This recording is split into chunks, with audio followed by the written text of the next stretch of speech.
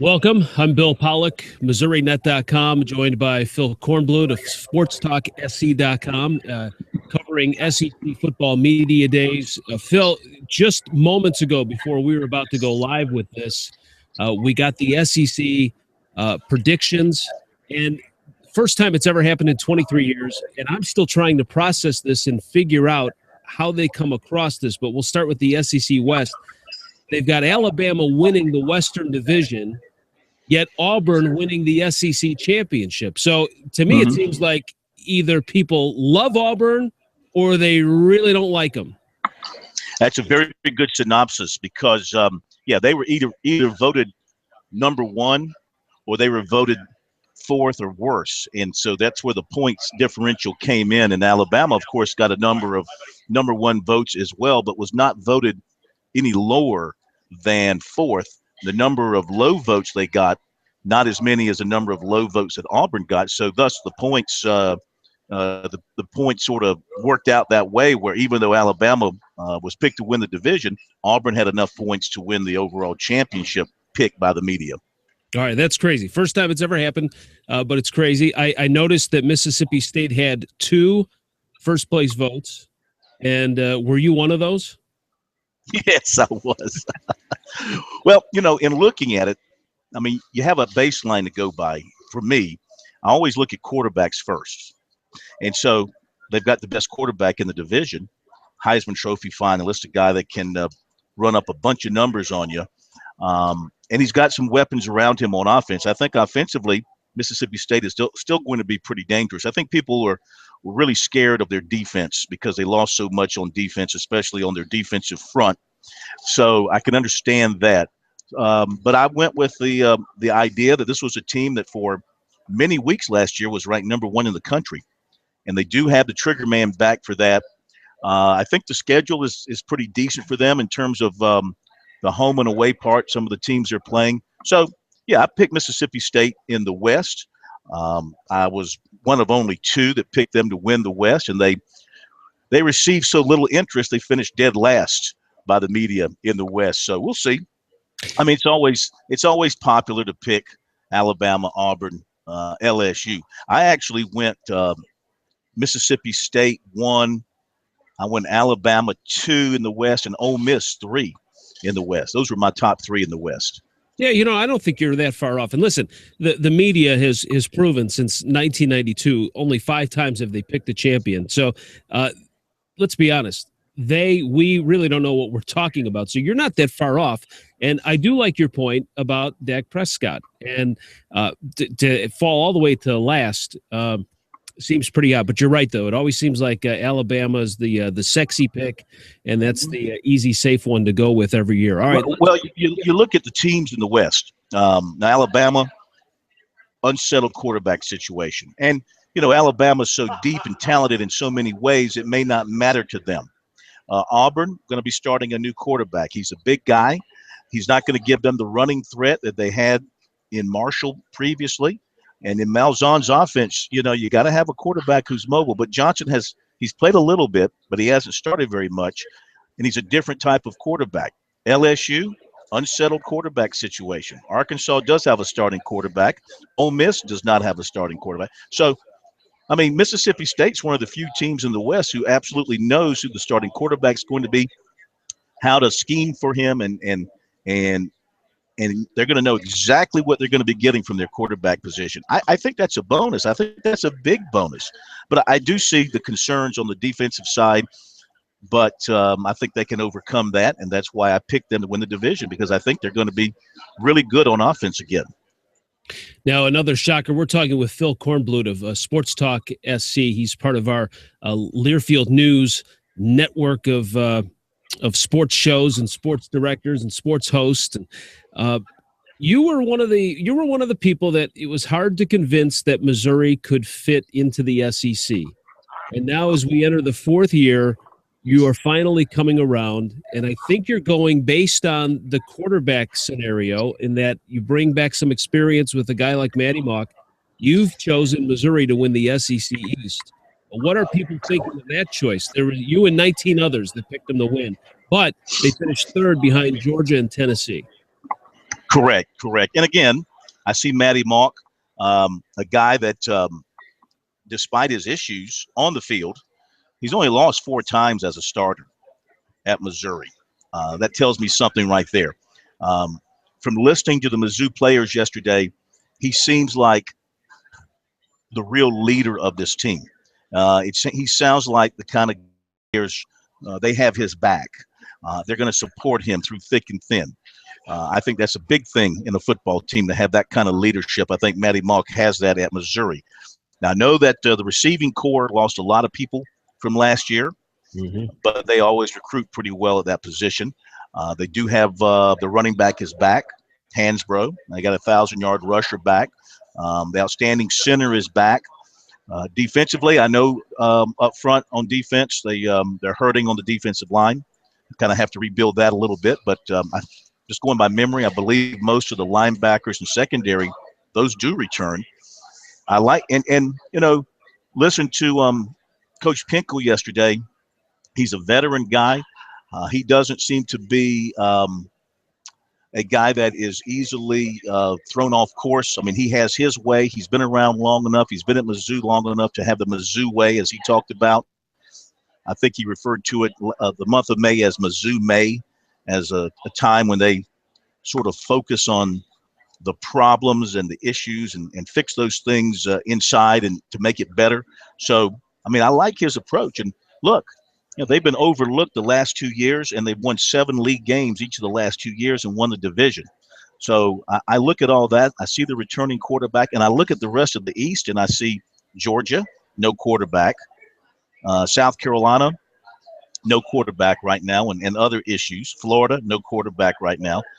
Tennessee was my pick for second in the East, and I almost picked them first, but I basically picked Missouri because of Matty Mock, and I know that statistically Missouri was down in the league in terms of total offense and things of that nature, but this will be his 3rd year as the primary guy, and I think he's going to have a chance to have a very big year, and that makes a difference in my mind. So that's why I picked Missouri over Tennessee second and Georgia third, and I picked South Carolina 4th.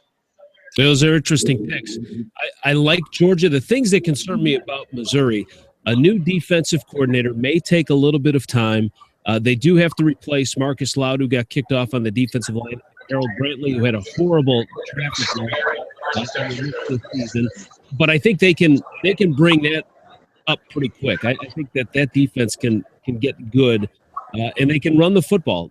The big question is, will Matty Mock have anybody that he can throw the football to? So here's the thing that I get from SEC media, and I'm sure a lot of the guys, if they watch this, are going to be rolling their eyes. But if Missouri doesn't win the SEC East, there's enough pompous people there. I told you. I finally told you. It's like, you missed it the last 2 years. I'll give you the first. Why Missouri wasn't picked number 1 last year totally blew my mind, and I thought was a sign of disrespect to the Tigers. But this year now, if Mizzou doesn't make it, and I think it'll be a tough uphill climb for them, if they don't win it, people say, we told you. That's Missouri. We told you that would happen. So it'll be well. That's part of the reason too that I like Missouri is because they've got that chip on their shoulder. They still sense as you said, the disrespect here at media days. I think they still sense the lack of respect around the league, and that was a question that was asked of all the players who were here from Missouri yesterday. Do you feel that you're being overlooked for whatever reason? Pinkel was asked that question as well when he spoke to the media. Did he feel like for whatever reason they weren't getting the respect? Were they being overlooked? And he was fine with that. I mean, he kind of likes, I think, being in the weeds and off the radar, and then coming out of nowhere and putting together a winning streak like they did last year. I mean, they played great except for the they didn't play all that well against South Carolina, but they managed to come back to win. They played awful against Georgia, but outside of that, they were pretty good up and down the line in the SEC. So, again, it's a roll of dice. South Carolina, I wouldn't be surprised if South Carolina, if they get their quarterback situation sorted out. It wouldn't surprise me if they finished higher up in the division, because I think they're going to be much better on defense, and I think they're going to have a good running game. But you can't sit here today and predict what they're going to do at quarterback. I know Georgia's got a lot of players back, and they've got Nick Chubb and they've got Sony Michel, and they've got Keith Marshall coming back off of injury, and he's lost a lot of weight, and he's healthy. I mean, they're going to be deep there, and they've got a lot of their defenses back as well. But the quarterback situation, who right now Mark Richt can't tell you who his starting quarterback is going to be. Grayson Lambert, who is transferring from Virginia, has been in Charlottesville all summer finishing up classes so he can transfer. So he hasn't been in Athens working with the players. That's a bit of a negative. And then besides him, obviously they wouldn't have taken him as a transfer if he didn't have some concerns about the quarterbacks on campus. That's the signal that puts out. So what does that mean? It's got to mean something about a team when you're not set at quarterback this close to the start of practice.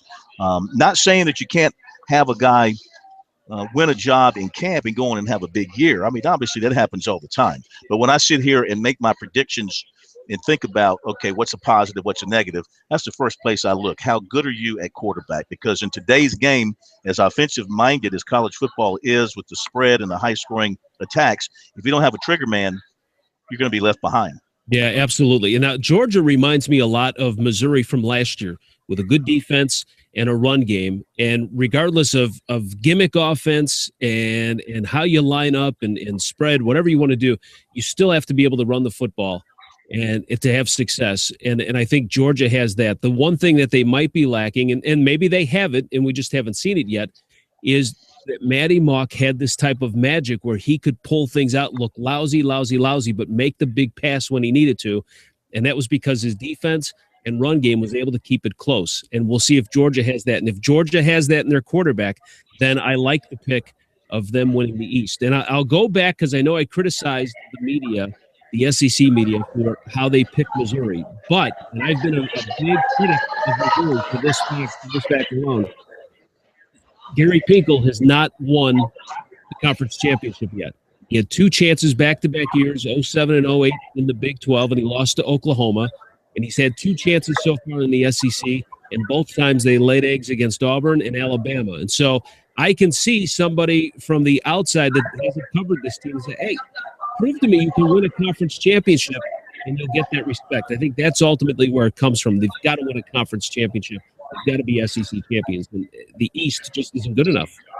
Yeah, you're right. I mean, I think the West has won the championship 6 years in a row. I think I'm right on that. The West has just evolved in the last half decade or so into the stronger division. For many years, it was the other way around. You always had Florida and Georgia and Tennessee back in the 90s and the early 2000s. I mean, they dominated in terms of divisions. The East was by far the stronger division. But now that shoe's on the other foot, and you're looking – I mean, the West is really extremely hard to call. And I'm shocked that Mississippi State was picked last. I mean, in my mind, if Mississippi State's the worst team in that division, then that's a hell of a division. But I mean, you could throw a blanket over Auburn, Alabama, LSU, and if you ask me, Ole Miss got a lot of people back. Now their quarterback situation is unsettled. They got the transfer Chad Kelly coming in, who I think can be electric, but he hasn't won the job yet. But they've got a lot of good players, and they've recruited extremely well.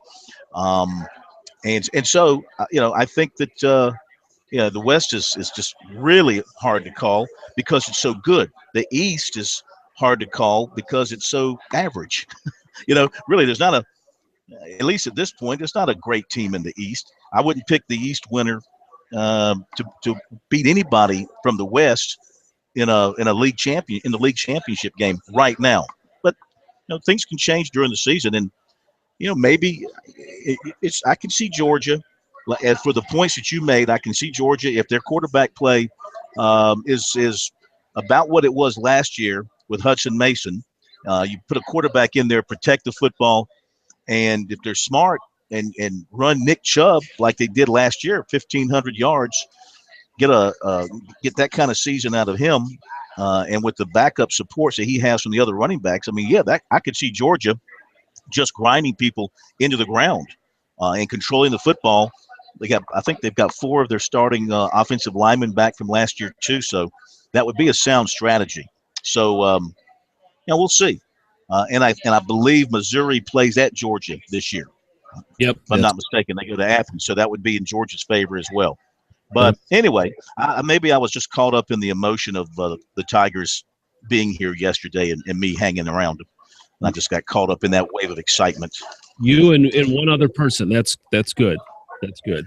So, all right. Well, no. The 19 others voted Missouri to win the East. Yeah. Right, I was thinking Mississippi State. You're right. Yeah, 19 of the, yeah. No, I really don't know what emotion I was caught up in when I voted Mississippi State. Again, I think I was just caught up in. But you made a good argument. Your logic is right there. I can buy that. Yeah, no doubt about it. It's my own logic, and I'll stand by it. All right, Phil. We're done with the polls. Real quick as we wrap up, what's the one thing about media days that you would tell a fan or someone that doesn't go and they hear about this hype and they hear what it's all about? What's the one thing when you're there that you see that just kind of blows you away? Well, I think what blows me away is just simply the interest in this thing. I mean, this has become, the SEC's done a masterful job of making this into an event. I mean, it's 4 days of listening to coaches and players talk about themselves and talk about each other and talk about the upcoming season. And this thing, I've been coming to this thing since the mid-90s, and it has just grown exponentially. Of course, the media base has grown as well with the explosion of the internet and so many more people now involved in covering a team in some form or fashion. So, and the fact that ESPN has such a huge presence here, they've got 3 different set locations around the upstairs perimeter where we do everything, and that adds a big time feel to it as well. Because they've thrown their muscle behind this event too, and they give it all-day coverage on the SEC Network, ESPNU, and their other outlets. So, I mean, to me, it's just listening to football coaches and players and hearing what they have to say. So it didn't really faze me. But I think for a person coming here for the first time, you would be wide-eyed over all the people here, over 1,200 folks in some form or fashion behaving as media types. And then downstairs from where we are, there's about 40 radio shows taking place at any one time across the Southeast and into the Southwest. And there's a station from Kansas City is here. And that's pretty impressive too. The Radio Row collection is something that's very impressive too. So I just think the fact that this, a news conference, a 4-day news conference, has developed into such an event of its own, to where the SEC keeps records of the various polls winners over the years, where the event's been held, how many times a coach has been here, ranking coaches by their number of appearances. They've created a stat booklet on this event, based on the things that happen here. So that's the thing that grabs me, that this has just become an event in and of itself. Well, I think the SEC conference does a great job of embracing the media. I know the coaches, they don't like polls. They don't like talking about all this. I mean, they're still a month and a half before they even, get into action here. But they all embrace it, and they all do their due diligence and participate. And that's what makes this thing. And that's what makes this conference fun to watch and fun to get excited about. And so as Missouri enters their 4th season, I get more and more excited as we get closer to kickoff, just because of events like this and the job that the SEC does. So, yeah, you're right about the coaches. I do believe, especially when they come into the main media room, which is where I sit, and there's probably 700-800 people in there at any one time. It's a huge room, and they have a stage set up for the coaches that rises up above everybody. And the way they've got it this year, they have one of the ESPN sets back in the back part of this room. And so it's sort of like you watch the Democratic or Republican national conventions, where you have the television sets with the commentators in the background, and they're talking, and then a speaker comes up to the podium and they want to turn their attention to that. They turn the cameras on the speaker and they flip around their chairs and they watch. That's what we have here. They've got a set in the background. The guys are talking. A coach comes up on the stage and everybody stops and they turn the cameras on him. So yeah, that really kind of gives it a big time feel. And the coaches, most of them just want to come and talk about their teams and answer questions. Sometimes a coach will bring an agenda with him.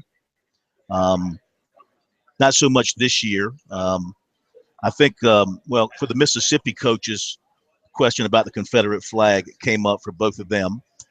Question for the Confederate flag also came up for Steve Spurrier. They didn't bring it up; they just had to answer the question. So that was one of the ongoing questions. Another was a question. One reporter must be doing a series on this. I think he's asked every coach about the cost of attendance at his particular school, how much that will affect the recruiting for his particular school based on how much they're going to pay per player compared to other schools, that sort of thing. So I do believe the coaches enjoy this opportunity. They get about 25 minutes, and they enjoy the opportunity to talk about their team and their school. A lot of times, it's a promotional thing. They'll recite their number of bowl trips, their number of the academic grade. Oh yeah, it just depends. Just depends. They'll talk about their families. Les Miles always gives an update on his kids and where they are and what they're doing. So the veterans who've been here each and every year, they bring a little shtick with them. Spurrier knew going in when he spoke here a couple of days ago, and he's the most talked about guy. I mean, Saban is the revered, I think, because this is an Alabama setting and he's Saban. But Spurrier's the most anticipated because of his history here. He's been here 23 times, and he's he's liable to say anything at any time. And he opened up his comments. He knew retirement questions were going to be thrown at him, and he opened up he was able to really deflect that by saying in a joking way, "It's good to see all you guys back. I'm surprised to see some of you. I thought you'd be retired by now." So, he kind of threw it at the media guys, and that kind of just sort of took the edge off from that standpoint. Good stuff. Great insight. Phil Kornblut from SportstalkSC.com. Appreciate your coverage, insight, and your help this week for getting us all of our Missouri sound and information that we were able to pass along to our affiliates. So, all right. Well, just remember, come December, M&M boys in Atlanta, Missouri, Mississippi State. Remember where you heard it first. Probably heard it only.